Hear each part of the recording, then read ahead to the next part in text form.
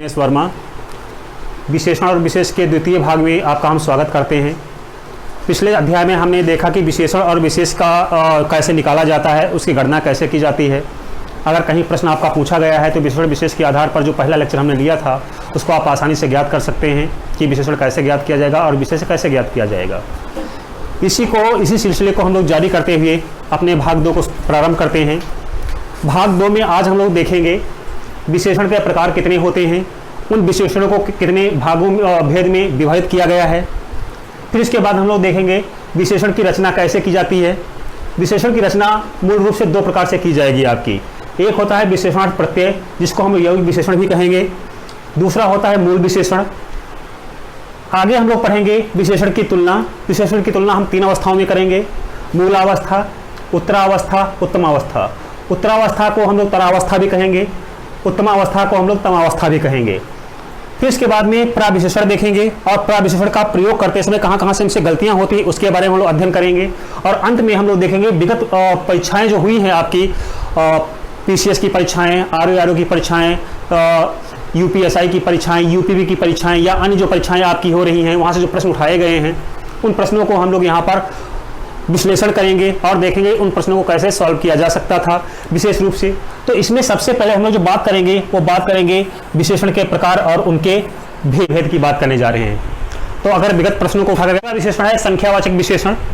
संख्यावाचक विशेषण हम क्या करते हैं, इनको हम 2 भागों में डिवाइड करेंगे: निश्चित संख्यावाचक और अनिश्चित संख्यावाचक।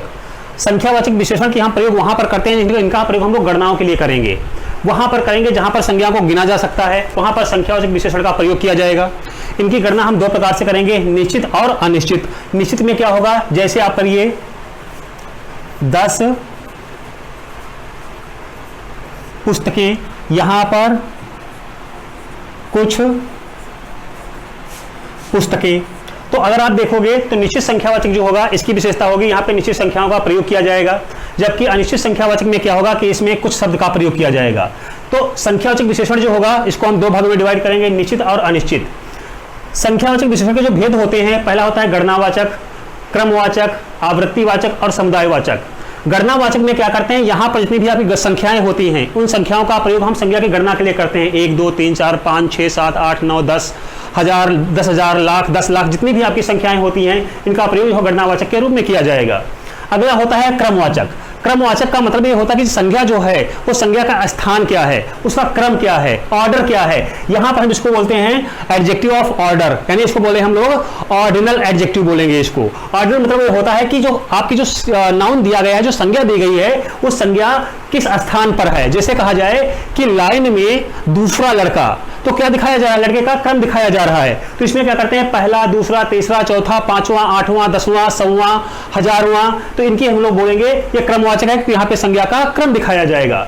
फिर होता है आवृत्तिवाचक। आवृत्ति में जो होती है इसकी विशेषता ये होगी कि जब हम किसी भी विशेषण में गुना जोड़ देते हैं तो आपका बन जाता है आवृत्ति। 2 गुना, 3 गुना, 4 गुना, 8 गुना, 10 गुना, 5 गुना, 100 गुना, तो ये गुना लगा करके हम इसको आवृत्तिवाचक दिखा देंगे।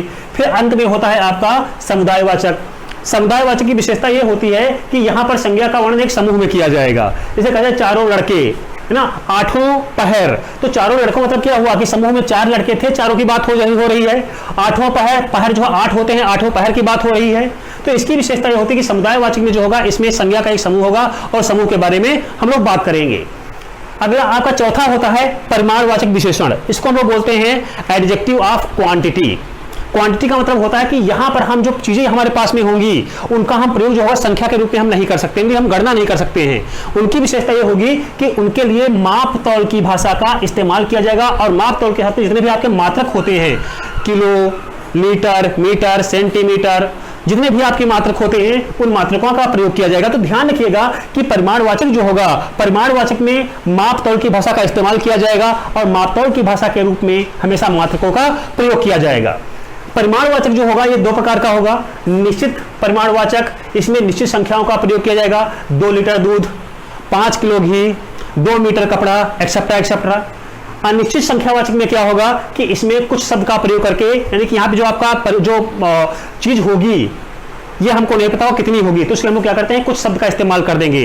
कुछ किलो घी, कुछ मीटर कपड़ा, कुछ लीटर दूध, कुछ किलोमीटर यात्रा, एक्सेट्रा एक्सेट्रा। तो इस तरह से हम देखते हैं कि विशेषण के कुल 4 प्रकार होते हैं और उनके हमने भेद के रूप में बात किया। हमने बात करते हैं सार्वनामिक विशेषण के बारे में। जैसे कि यहाँ शब्द से आपको विदित हो रहा है सार्वनामिक, सार्वनामिक यानी कि ये शब्द बना हुआ है सर्वनाम से। तो आपको यह पता है कि सर्वनाम शब्द होते क्या हैं। सर्वनाम शब्द वह शब्द होते हैं जिनका प्रयोग संख्या के स्थान पर कर दिया जाए और मूल वाक्य का अर्थ ना बदलने दे, तो उनको हम बोल देते हैं वो सर्वनाम है। लेकिन यहाँ पर एक शब्द इस्तेमाल किया गया विशेषण, तो इसका मतलब ये हुआ कि जब किसी सर्वनाम शब्द का प्रयोग संज्ञा के ठीक पहले विशेषण के रूप में कर दिया जाता है तो बोलते हैं इसको सर्वनामिक विशेषण बोलते हैं।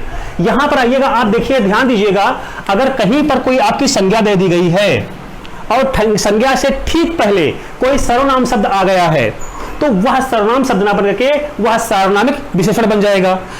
आइए यहां पर हम 2 वाक्य आपको दे रहे हैं, 2 वाक्यों के माध्यम से समझने की कोशिश करिएगा। इन 2 वाक्यों में अगर आप देखोगे तो एक शब्द लिखा हुआ है वह घर मेरा है, वह मेरा घर है। यहां पर आपके 2 वाक्य हमने लिया हुआ है। इन 2 वाक्यों में देखोगे तो इसमें वह एक सर्वनाम शब्द आया हुआ है, वह एक सर्वनाम शब्द आया हुआ है। लेकिन अंतर यह है कि यहां पे वह से ठीक पहले यहां पर आपका एक संज्ञा का प्रयोग किया गया है। जब यहां पे संज्ञा का प्रयोग किया गया है तो इस संज्ञा से ठीक पहले आया हुआ सर्वनाम जो है यह आपका बन जाएगा सार्वनामिक विशेषण बन जाएगा आपका, ये आपका सार्वनामिक विशेषण बन जाएगा। लेकिन अगर हम दूसरे वाक्य को देखें तो दूसरे वाक्य में वह के बाद में कोई संज्ञा का प्रयोग नहीं किया जा रहा है। जब यहां पर किसी संज्ञा का प्रयोग नहीं किया जा रहा है तो तात्पर्य यह हो गया कि यह शब्द अपने आप में संज्ञा विशेषण बन करके ये क्या बन जाएगा आपका, ये सर्वनाम बन जाएगा। तो एक चीज ध्यान रखिएगा, अगर कहीं पर भी संज्ञा से ठीक पहले कोई भी सर्वनाम शब्द आ रहा है तो वह सर्वनाम शब्द सार्वनामिक विशेषण बन जाएगा। तो जैसे कि हमने बताया वह घर, घर से ठीक पहले वह आया हुआ है। अगला हम देख लेते हैं इसी वाक्य को, हम और 1-2 उदाहरण देख लेते हैं।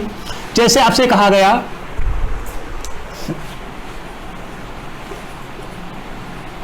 कौन आया है, दूसरा प्रश्न है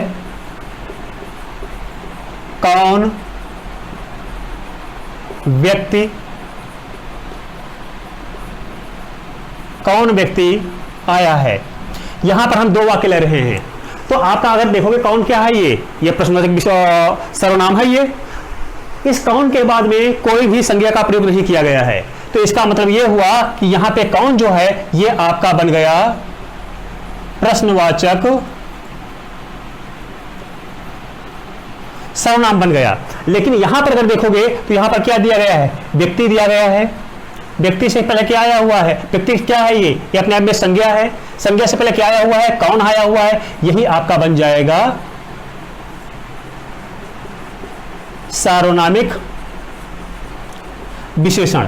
तो बस एक चीज ध्यान रखिएगा, बहुत ही टफ नहीं होता है, बहुत इजी होता है। बस सिंपल ये समझ लिएगा, अगर सर्वनाम शब्दों का प्रयोग ठीक संज्ञा से पहले किया गया है तो वह सार्वनामिक विशेषण आपका बन जाएगा। अब सार्वनामिक विशेषण जो होगा ये इसके 2 प्रकार होते हैं। एक होता है मूल सार्वनामिक विशेषण और दूसरा होता है यौगिक सार्वनामिक विशेषण। मूल सार्वनामिक विशेषण में क्या होगा, इसमें जो सर्वनाम के मूल शब्द होंगे उनका प्रयोग किया जाएगा। जैसे कहा गया है वह लड़का, यह घर, कौन आदमी। तो अगर आप देखोगे तो वह शब्द जो है इसका प्रयोग जैसे हम सर्वनाम में करेंगे उसी प्रकार से इसका प्रयोग हम लोग विशेषण के रूप में कर देते हैं। बस अंतर यह होगा, अगर इसके बाद में संज्ञा नहीं है तो आपका सर्वनाम बन जाएगा, लेकिन अगर इसके ठीक बाद में कोई संज्ञा आ रही है तो यही क्या बन जाएगा, आपका सार्वनामिक विशेषण बन जाएगा। लेकिन जब मूल सार्वनामिक विशेषण का रूप बदल दिया जाए तो हम बोलते हैं कि वह यौगिक सार्वनामिक विशेषण है। जैसे वह से वैसा, यह से ऐसा, कौन से कैसा, जो से जैसा, तुम से तुमसा, तो ये सब होते हैं, ये आपके सार्वनामिक विशेषण होते हैं। तो सार्वनामिक विशेषण बहुत टफ नहीं होता है, बस आपको यह ध्यान रखिएगा सर्वनाम कुल 6 प्रकार के होते हैं।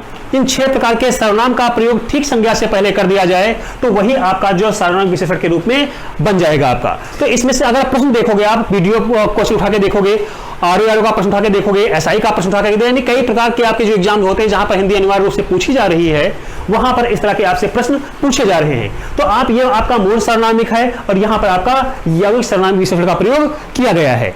आगे हम लोग जो है बात करने जा रहे हैं, वो बात करने जा रहे हैं विशेषणार्थ प्रत्यय और मूल विशेषण के रूप में। देखिए विशेषण, सबसे पहले अगर हम बात करें मूल विशेषण की, तो अभी हम लोग जो बात करते चले आ रहे हैं वो विशेषण की ही बात करते चले आ रहे हैं। हमने बताया विशेषण के कुल 4 भेद होते हैं, जो आगे हमने पिछले भाग में बताया हमने आपको।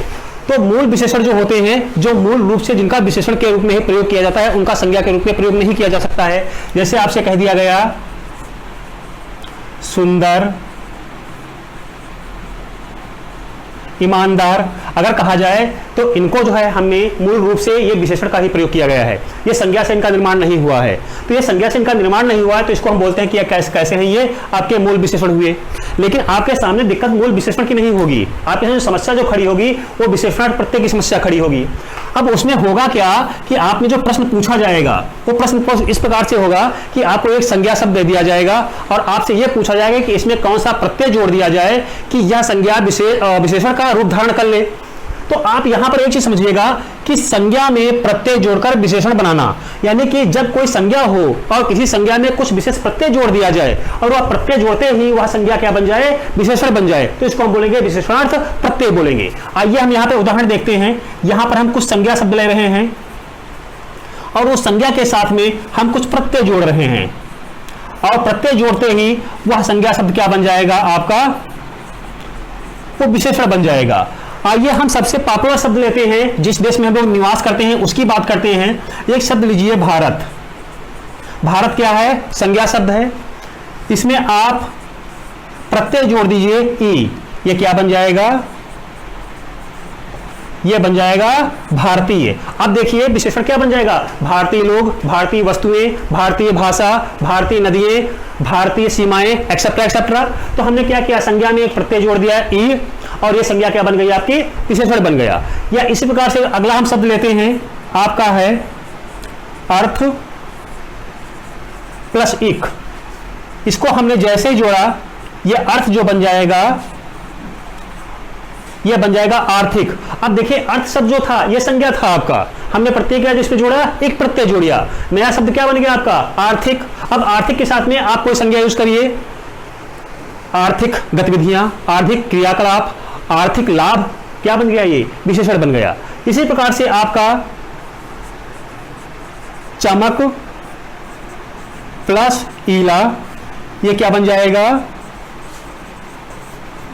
ये बन जाएगा आपका चमकीला। तो यहां पर हाँ एक संज्ञा था हमारे पास में चमक, हमने प्रत्यय में जोड़ दिया ईला, एक नया शब्द बन गया चमकीला। चमकीला जो बन गया क्या बन गया, आपका विशेषण बन गया। चमकीला तारा, चमकीली वस्तु, एक्सेट्रा एक्सेट्रा। तो इसमें जो आप प्रश्न पूछा जाएगा, प्रश्न यही दिया जाएगा कि आपको एक संज्ञा शब्द दे दिया जाएगा और यह कहा जाएगा कि इस संज्ञा में कौन सा एक ऐसा प्रत्यय जोड़ दिया जाए कि उस प्रत्यय को जोड़ते ही कि आपका जो है वह संज्ञा विशेषण का रूप धारण कर ले। जैसे कि आपको याद होगा समीक्षा अधिकारी 2013 में एक प्रश्न आया हुआ था, हम उसकी बात करते हैं।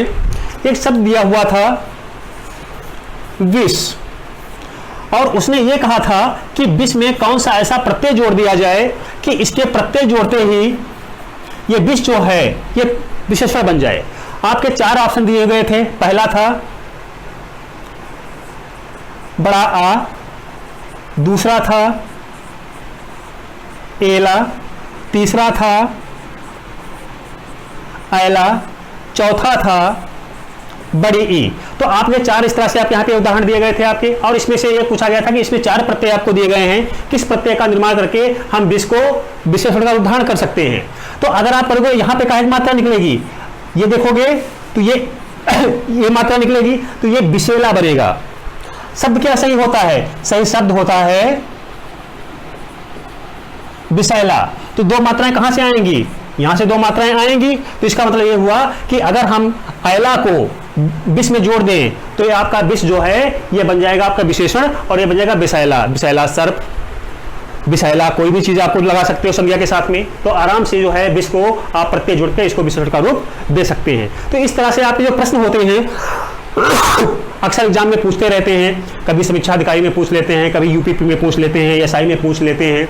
या बिहार पुलिस में है, या जो भी आपके एग्जाम हो रहे हैं, एमपी पुलिस का है, वहाँ पे जहाँ पे हिंदी एक अनिवार्य विषय के रूप में पूछी जाती है, तो वहाँ पर विशेषण प्रत्यय से अक्सर प्रश्न पूछे जाते हैं। तो ये बहुत टफ नहीं होता है, इसमें आपको हम लोग वेल नोन होते हैं, बस इतना होता है कि हम इनको अलग नहीं कर पाते हैं, इसलिए हमारे साथ दिक्कत होती है। लेकिन अगर कहा जाए यहाँ पर आपका विषैला आपको दे दिया गया है, तो जाहिर सी बात है यहाँ पे 2 मात्राएं हैं। अगर आप इसको लेते तो एक ही मात्रा निकलता है यहाँ पर, क्योंकि 2 मात्राएं में प्रयोग यहाँ से किया जाता है, तो विषैला अपने आप यहाँ पे निकल के आसानी से आ गया।